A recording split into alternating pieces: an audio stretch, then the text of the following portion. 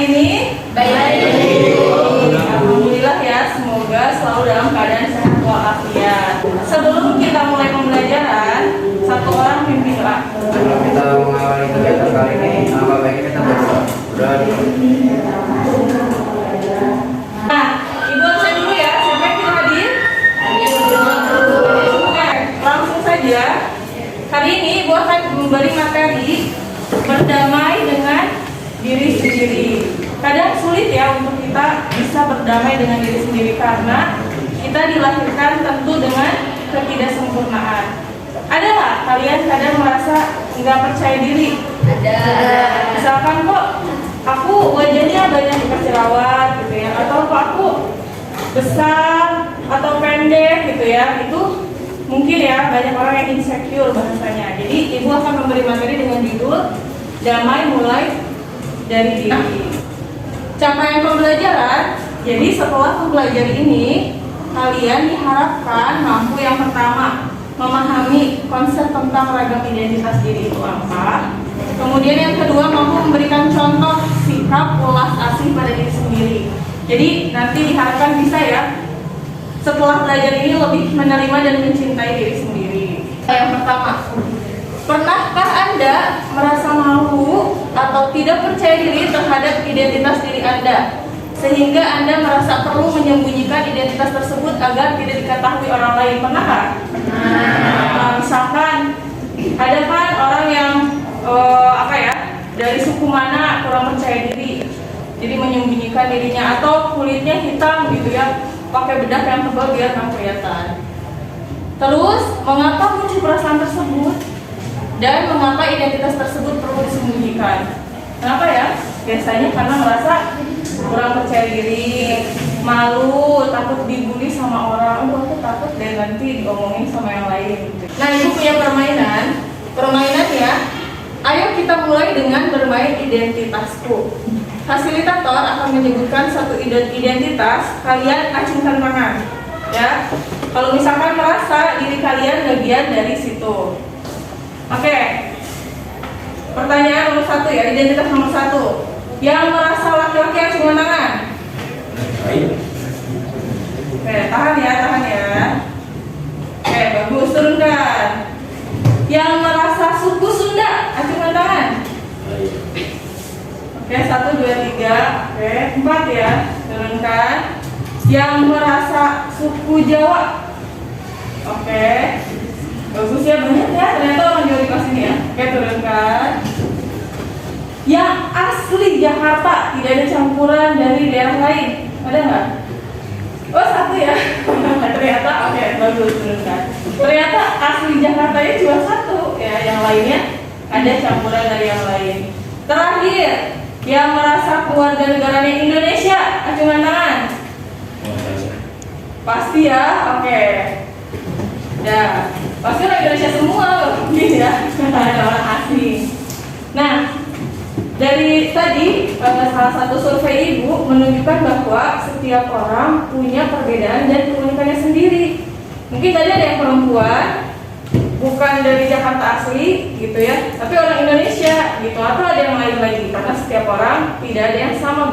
Sebelumnya kita lihat video dulu. Setiap orang punya banyak identitas.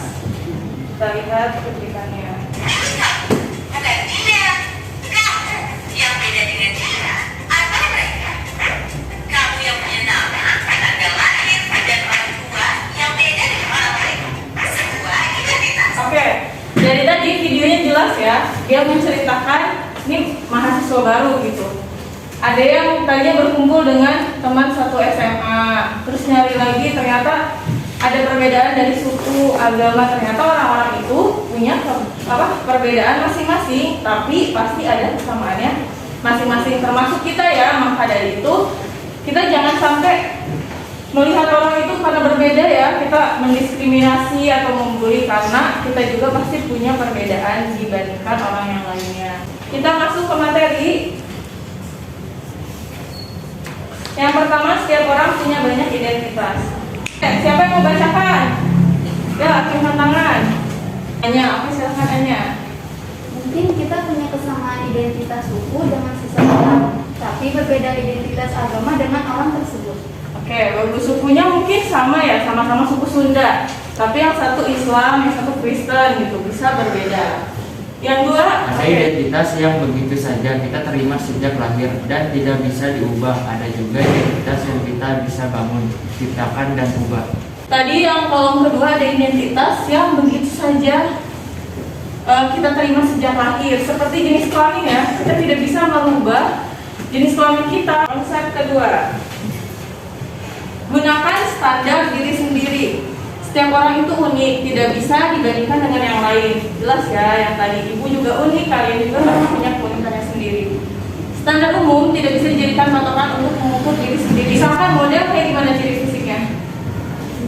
Tinggi ya, terus badannya kurus, yang bagus itu ya, badannya tuh kayak body goals, terus rambutnya lurus, apalagi kulitnya putih gitu ya. Dan ketika kita melihat ada orang dengan penampakan seperti itu, terus kita bandingkan ke diri sendiri, ya tentu nggak bisa ya. Contoh ibu, mungkin ibu tinggi, tapi ibu gemuk ya, berat badan ibu itu lebih dari 70 kilo. Terus ibu hitam, tapi bukan berarti ibu nggak punya kelebihan diri sendiri pun termasuk kalian ya. Yang ini gunakan standar diri sendiri juga. Standar itu berbeda-beda dan di setiap tempat dan waktu. Yang terakhir, ini welas asih pada diri sendiri atau self compassion. Nah, kita harus bisa membedakan mana mencintai diri sendiri atau dengan narsis atau self pity. Kalau narsis itu apa? Agak berlebihan gitu ya, mencintai diri sendiri, mengagumi diri secara berlebihan. Kayaknya aku yang paling cantik deh di sekolah ini. Ya nggak apa-apa, tapi kalau sampai merendahkan orang lain gitu ya, atau menganggap orang lain gak worth it juga seperti kita, ya itu salah. Kemudian self pity yang terlalu mengasihani diri sendiri secara berlebihan, merasa jadi orang paling malang sedunia. Jadi kalau aku gemuk sih, kayaknya aku yang paling jelek deh di sekolah ini, juga nggak boleh ya, karena pasti tidak semenyeramkan atau semenyedihkan yang kalian bayangkan. Nah, latihan mencintai diri sendiri itu bisa dengan ini kata para ilmuwan ya, mengidentifikasi 3 komponen dari mencintai diri sendiri yang beririsan baik dengan ajaran Buddha tradisional dan dapat berfungsi sebagai panduan untuk latihan kamu. Jadi ada 3 cara untuk mencintai diri sendiri. Yang pertama, kebaikan diri. Mulai mengekspresikan ya cinta dan penerimaan terhadap diri sendiri. Jadi kalau lihat kaca itu jangan hanya lihat yang buruknya aja. Misalkan jerawatan gitu ya, tapi lihat ternyata wajah aku kayaknya agak bagus ya gitu, bentuknya misalkan oval. Yang kedua, kesadaran penuh. Ambil nafas yang dalam dan sadari apa yang terjadi di dalam diri tanpa menghakimi. Misalkan kayaknya aku jerawatan karena suka makan coklat atau nggak pernah cuci wajah gitu ya. Habis dari luar langsung tidur, bodo amat aku ngantuk gitu. Akhirnya jerawatan, terus menyesali, mungkin itu yang harus diperbaiki. Misal dengan banyak makan buah, sayur gitu ya. Terus lebih rajin merawat diri. Keterhubungan memperluas kesadaran kita kepada semua makhluk dan mengaku bahwa setiap orang mengalami pengalaman yang sulit. Nah, ingat aja kalau ternyata bukan cuma kita aja yang susah gitu. Kayaknya kita nggak sempurna, tapi kita berpikir yang lain juga pasti ada sisi kurangnya. Misalkan ada yang dia udah cantik dan sebagainya, tapi ternyata kesulitan makan. Tahu kan kalau model itu banyak kasusnya, meskipun badannya bagus, tapi dia punya penyakit mental ya. Kalau makan dengar nggak? Kalau makan dikeluarin lagi biar muntah, biar nggak nambah berat badan. Kita bersyukur ya, makan di kantin sepuasnya gitu. Itu juga salah satu yang nggak bisa dimiliki oleh semua orang. Manfaat mencintai diri sendiri itu ada 3. Yang pertama, mengurangi stres, kecemasan, dan depresi. Yang tadinya mikirnya pokoknya jelek terus tentang diri sendiri, kan kalau udah cinta ya jujur ya, nih contoh ibu aja ya. Ibu waktu SMA itu kurus banget ya, dan hitam banget karena tukang naik gunung. Nggak pernah berpikir buat mencintai diri sendiri. Yang mungkin sekarang juga nggak lebih baik, tapi lebih bisa menerima diri sendiri. Sekarang ibu berusaha memperbaiki makanan. Dulu nggak pernah kepikiran buah sayur itu harus dirutinkan, mulai dulu ada makanan apa aja dimakan gitu. Sekarang mikir, kalau aku makan mie atau makan gorengan, kira-kira badan aku sakit gak ya? Apalagi ibu ternyata punya mah gitu, punya penyakit mah. Sekarang makan buah sayur, akhirnya badan lebih segar. Meningkatkan kebahagiaan, jelas ibu jadi lebih bahagia, lebih percaya diri. Membantu ketahanan dalam manajemen konflik. Lanjut. Nah, ibu punya tugas. Tugasnya bisa dikerjakan di rumah. Tugasnya adalah, yuk kita buat tindakan konkret. 1. Ucapkan terima kasih dan penghargaan terhadap diri kita sendiri. Boleh ditulis di kertas, bentuknya seperti surat, atau diketik ya. Pokoknya bilang terima kasih. Terus isi terima kasihnya apa? Misalkan terima kasih sudah berjuang, terima kasih sudah menjaga diri, terima kasih sudah rajin gitu ya. Telepon dan ucapkan terima kasih dan penghargaan buat orang terdekat, orang yang kita sayangi, orang tua, anak, teman kerja, sahabat baik, atau siapapun yang Anda anggap berjasa untuk kesuksesan Anda saat ini. Misalkan telepon mama ya, "Ma, makasih ya tiap hari udah masakin makanan untuk aku." Ke sahabat, "Makasih ya bangunin aku terus nih biar aku tetap sekolah dan semangat di sekolah." Atau ke siapa? Ke kakak gitu ya, "Makasih udah antar aku terus." Atau "Makasih ya udah bikin aku semangat karena kamu suka ngebercandain." Kamu untuk diri sendiri, kalian buat di kertas atau di handphone.